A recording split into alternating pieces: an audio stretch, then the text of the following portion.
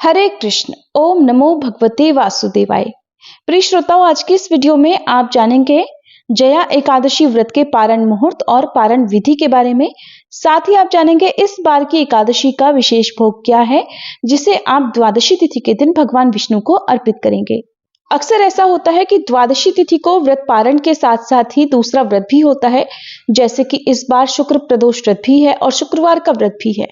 ऐसे में अगर आपने एकादशी का व्रत रखा है और अगले दिन आप व्रत पारण करने के साथ साथ दूसरा व्रत भी रखना चाहते हैं, तो व्रत का पारण आपको कैसे करना है ये भी आप जानेंगे।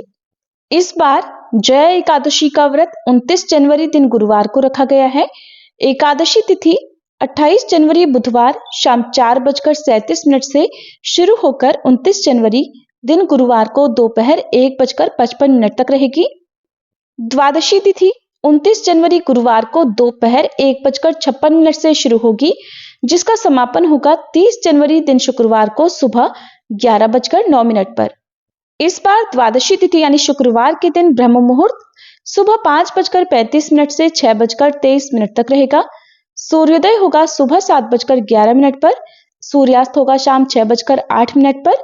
प्रातःकाल पूजा मुहूर्त सुबह 5:51 से 7:10 तक रहेगा।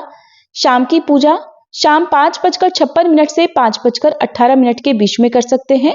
राहु काल सुबह 10:30 से दोपहर 12 बजे तक रहेगा और हरिवासर का समय 29 जनवरी दिन गुरुवार को ही रात 8 बजे तक समाप्त हो जाएगा। हरिवासर द्वादशी तिथि का प्रथम 1/4 पहर होता है और एकादशी नियमों के अनुसार हरिवासर के समय में एकादशी का व्रत नहीं खोलना चाहिए, नहीं तो रखे गए व्रतों का पुण्य नष्ट हो जाता है। हरिवासर के समय आप भजन कीर्तन मंत्र जाप या कथाओं का श्रवण कर सकते हैं। इस बार जया एकादशी व्रत पारण मुहूर्त यानी व्रत खोलने का शुभ मुहूर्त रहने वाला है 30 जनवरी दिन शुक्रवार को सुबह 7:10 से 9:20 तक। इसी मुहूर्त के अंदर आपको एकादशी का उपवास खोलना होगा। उपवास खोलने से पहले आपको भगवान विष्णु का विधि विधान से पूजन करना है और पूजन आप सुबह व्रत पारण मुहूर्त से पहले भी कर सकते हैं। पारण मुहूर्त के निर्धारित समय में आपको स्वयं प्रसाद ग्रहण करना होता है। पूजा करने के लिए सुबह स्नान आदि से निवृत्त होकर एक साफ सुथरे आसन पर बैठकर भगवान श्री हरि का ध्यान करें और मन में संकल्प करें कि आज मैं जया एकादशी व्रत का पारणा द्वादशी तिथि में विधि पूर्वक कर रही हूं या कर रहा हूं और इस व्रत का समस्त फल मैं आज श्री हरि वासुदेव को अर्पित करने जा रही हूं। हे श्री हरि, मेरे द्वारा रखे गए इस व्रत को आप स्वीकार कीजिए और इसका पुण्य भी आपके श्री चरणों में समर्पित है। फिर धूप दीप जलाएं। भगवान विष्णु की चंदन धूप दीप पुष्प तुलसी दल आदि से पूजा करें। भगवान विष्णु के 12 नामों का जाप करें। ये नाम है ओम केशवाय नमः, ओम नारायणाय नमः, ओम माधवाय नमः, ओम गोविंदाय नमः, ओम श्री विष्णवे नमः, ओम मधुसूदनाय नमः, ओम श्री त्रिविक्रमाय नमः, ओम वामनाय नमः, ओम श्रीधराय नमः, ओम ऋषिकेशाय नमः, ओम पद्मनाभाय नमः, ओम दामोदराय नमः। फिर भगवान विष्णु को काले और सफेद तिल अर्पित करें जिसमें तुलसी पत्र रखे हुए हों। और इस बार की एकादशी का विशेष भोग है पके हुए केले।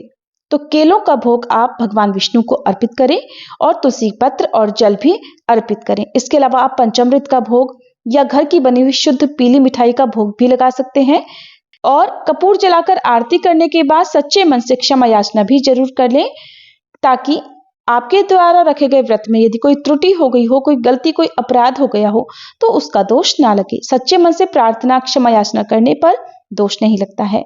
और फिर तुलसी माता जी की पूजा करें। तुलसी माता में जल अर्पित करें। तुलसी माता को भी भोग लगाएं। तुलसी माता की 3 बार परिक्रमा करें।